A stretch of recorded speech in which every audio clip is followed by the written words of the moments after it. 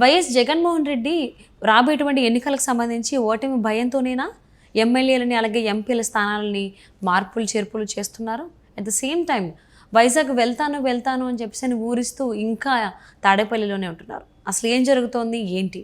నిజంగానే ఓటమి భయంతోనే వైఎస్ జగన్మోహన్ రెడ్డి వెనకడుగులు వేస్తున్నారా? ఈ అంశానికి సంబంధించి మనతో మాట్లాడడానికి ఈరోజు మనతో పాటు ఉన్నారు సీనియర్ జర్నలిస్ట్ జగదేవ్. వారితో మాట్లాడదాం.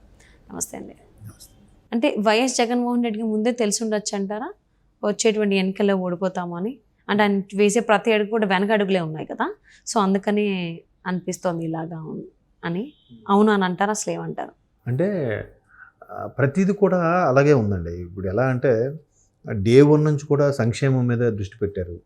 పోనీ అది పూర్తి స్థాయిలో లబ్ధి చేకూరుతుందా లేదనే విషయం పక్కన పెడితే ప్రతిదీ కూడా ఇప్పుడు ఎలా చెప్పాలి, స్కూల్స్కి ఉన్నాయనుకోండి, స్కూల్ కూడా 3rd క్లాస్ వరకు, 2nd స్టాండర్డ్ వరకు ఒక క్లాసు, 3rd క్లాస్ నుంచి 10th వరకు హై స్కూల్ అని మార్చడం, ఆ బిల్డింగ్స్ అన్నీ కట్టిన తర్వాత ఏమైంది, ఆ ఎలిమెంటరీ స్కూల్లో ఉన్న స్ట్రెంత్ ఏదైతే ఉందో 2nd స్టాండర్డ్ వరకే కాబట్టి బిల్డింగ్ కట్టేశాక ఉన్న 200 మందికి ఓన్లీ 1st to 2nd స్టాండర్డ్కి 50 మందే ఉంటున్నారు, మిగతా అందరూ హై స్కూల్ వైపు వెళ్ళిపోతున్నారు. సో అక్కడ బిల్డింగ్ వేస్ట్ అయినట్టుగా.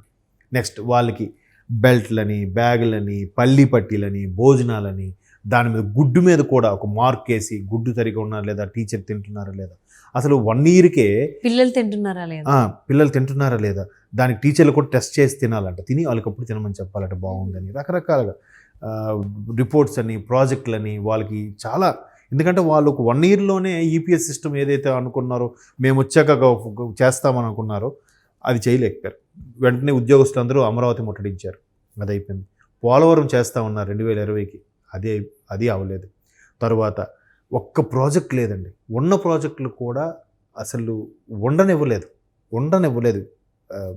ఎందుకంటే వైజాగ్లో కూడా నేను చాలా చూశాను. నాకు తెలిసిన ఫ్రెండ్స్లో వాళ్ళ మేనర్లు వాళ్ళు చేసినప్పుడు కూడా ముందు బీపీఓ కంపెనీలు లాంటివి వస్తే ఈ గవర్నమెంట్ వచ్చాక ఎందుకు వెళ్ళిపోయాయని తెలియదు. అంటే తెరవనికి పెద్ద రీజనే ఉంది, అవి కూడా వెళ్ళిపోయాయి.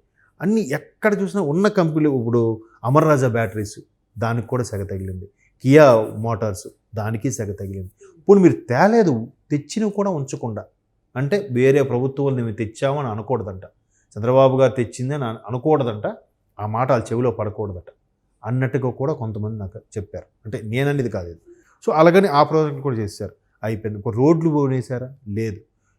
ఏది తీసుకున్నా ఇదేనండి. దీనివల్ల బాగా వ్యతిరేకత వచ్చింది.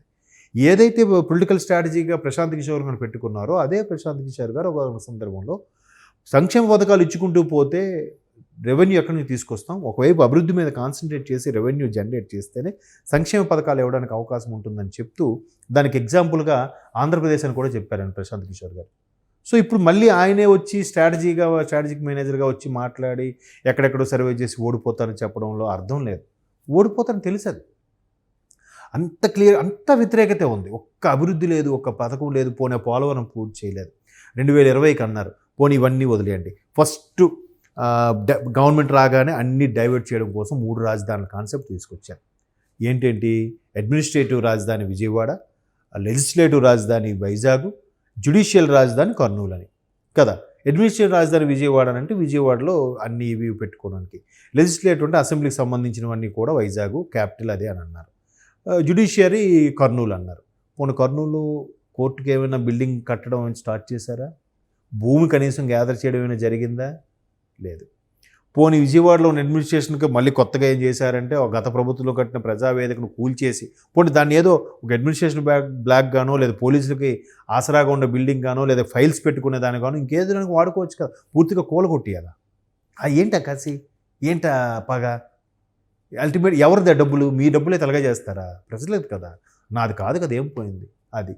పోనీ వైజాగ్ క్యాపిటల్ అన్నారు, వైజాగ్ క్యాపిటల్ 2019లో ప్రమాణ స్వీకారం చేయిన తర్వాత 2019 దసరాకి వైజాగ్ క్యాపిటల్గా వెళ్ళిపోతాం, అక్కడి నుంచే పరిపాలన ఉంటుంది అన్నారు.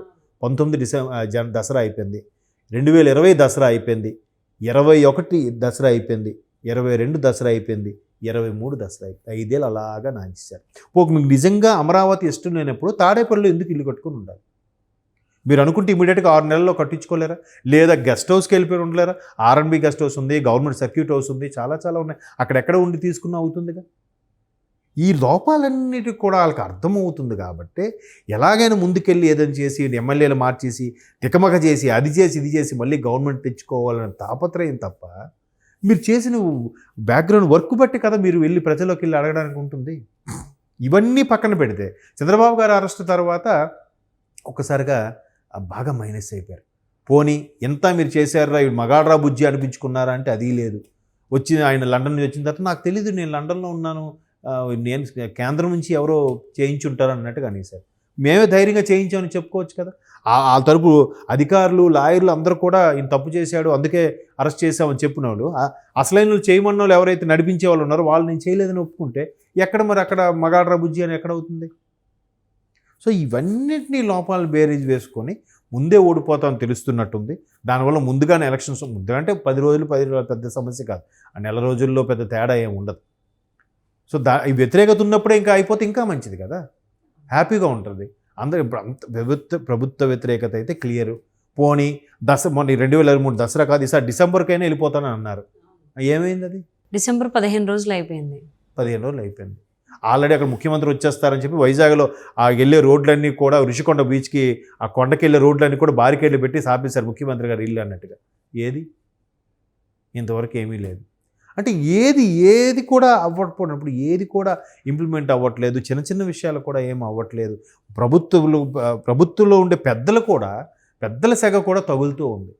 పక్క రాష్ట్రం వాళ్ళు దుయ్యబడుతున్నా కూడా చెమ్మ చీకట్లు అంటే ఆంధ్ర, సింగిల్ రోడ్ అంటే ఆంధ్ర, సంక్రాంతికి ఊరు వెళ్ళిన రోడ్లు అధ్వానంగా ఉన్నాయని ఇన్నిగా కేటీఆర్ గారు, హరీష్ రావు గారు, కేసీఆర్ గారు ఇంత కామెంట్లు చేస్తున్నా ఒక్కరూ నోరెత్తట్లేదంటే వాళ్ళకి అర్థమైపోయినట్టే కదా ఓడిపోతామని.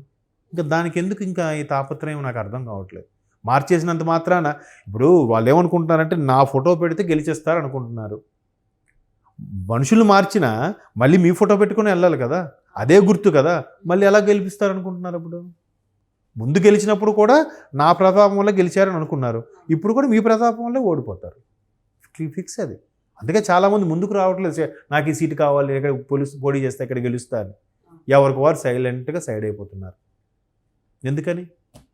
అది ఇంకా అర్థం చేసుకోకపోతే మనం ఏం చేయాలి? ఇంకా వాళ్ళ విజ్ఞతకే వదిలేయాలి. అంటే ఇప్పుడు ఏదైతే జగన్మోహన్ రెడ్డి గారు చేస్తున్నారో, అంటే గెలవడం కోసం 1,00,000 ప్రయత్నాలు చేస్తున్నారు కదా, ఎంపీలను మార్చేసేయడం, ఒక్క చోటు ఉన్న వాళ్ళని వేరే చోటుకి పెట్టడం, అక్కడ వాళ్ళని ఇక్కడ తీసుకురావడం, ఈ స్ట్రాటజీ సక్సెస్ అవ్వచ్చా? ఎందుకంటే ఇంతకుముందు జరిగినటువంటి ఎన్నికల్లో 2019 ఎన్నికల్లో జగన్మోహన్ రెడ్డి ఎవరికి తెలియని మొహాలను తీసుకొచ్చి అంటే ఆయనకు అనుకూలంగా మాట్లాడడం వాళ్ళను, ఆయనకు అనుకూలంగా పనులు చేసి పెట్టిన వాళ్ళను తీసుకొచ్చి పెడితే సీట్లు ఇస్తే వాళ్ళు గెలవడం జరిగింది. సో ఇప్పుడు అదే స్ట్రాటజీ సక్సెస్ అవ్వచ్చా? అది జరగదండి. ఇప్పుడు అలా గెలవడం వల్ల ఆయన ఏమనుకున్నారంటే నా ఫోటో వల్ల గెలిచారు అన్నట్టుగా అనుకుంటున్నారు. అంటే ఇప్పుడు అదే దానిదే ఫీలింగ్ లో అదే ఫోటోతో ఉన్నప్పుడు గెలుస్తారు కదా, ఎందుకు అభ్యర్థులు మార్చడం? అంటే కొత్త మొహాలు తీసుకొద్దాం. ఎన్ని కొత్త మొహాలు తీసుకొస్తారండి? ఇప్పుడు మొన్న ఇక్కడ తెలంగాణలో కామారెడ్డి ఇన్సిడెంట్ ఉంది. కామారెడ్డి ఇన్సిడెంట్లో ఏం జరిగింది? కొత్త ముఖం ఏం కాదు. ఆయన వెంకటరమణారెడ్డి గారు గెలిచారు, కేసీఆర్ గారి మీద, రేవంత్ రెడ్డి గారి మీద గెలిచారంటే ఆయన బ్యాక్గ్రౌండ్ చాలా కష్టపడ్డాడు. ఆయన లోకల్గా స్థానికంగా ఉండే ప్రజలకి చాలా సేవ చేశాడు, కరోనా టైంలో ఆదుకున్నాడు, ఇన్ని చేయగలిగాడు కాబట్టి. అంటే ఇక్కడ జగన్మోహన్ రెడ్డి గారు కదా జగదేవ్ గారు, సో 2019 ఎన్నికల్లో ఈయన మోహన్ చూసి వచ్చారు, కానీ ఎమ్మెల్యేలు ఎవరో కూడా తెలిసిన వాళ్ళు కాదు, అందరూ తెలియని వాళ్ళే. ఈయనకి ఫిజియోథెరపీ చేసిన వాళ్ళు, లేదా ఈయనకి పనులు సాయం అది ఎంత పర్సెంటేజ్ అండి? అది ఎంత పర్సెంటేజ్ ఉందండి చెప్పండి? కొత్తగా వచ్చిన చాలా తక్కువ పర్సంటేజ్. అది ఆ పావులు అన్ని దగ్గర ఆ పాచికలు అన్ని దగ్గరలో ఇది అవుతాయని అనుకోవడం భ్రమ. ఇప్పుడున్న వ్యతిరేకతగా కొత్త వాళ్ళు అసలు గట్టిన అవ్వలేరు. ఒకటి ఇలా అనుకుంటే, ఇంకొకటి అంటే ఓడిపోతానంటే భయంతో అసలు ఏం చేస్తున్నావో తెలియక ఏదో ఒకటి చేయాలే, చేసామనిపించుకోవాలి అనేటువంటిది కూడా అదే అయ్యొచ్చు. ఒక రాజరిక పరిపాలన ఎలా ఉంటుంది? రాజు పరిపాలన, రాజుకు నచ్చిందే అల్టిమేట్ కదా, రాజుకు ఏది తోచితే అదే ఫైనల్ కదా, అట్లాగే ఉంది. అందుకే చాలామంది కూడా సైలెంట్గా తప్పుకుంటున్నారు, కొంతమంది రాజీనామా చేసి సైడ్ అయిపోతున్నారు, ఇంకొంతమంది కలవడానికి కూడా ఇష్టం లేదు, ఎందుకులే కలిస్తే మళ్ళీ టికెట్ అంటారు, మనం ఎలాగా గెలవంలే, ఎందుకు డబ్బులు వేస్ట్ అనే తలంపులో ఉన్నారు. క్లియర్గా తేటతెల్లం అయిపోయింది అక్కడ.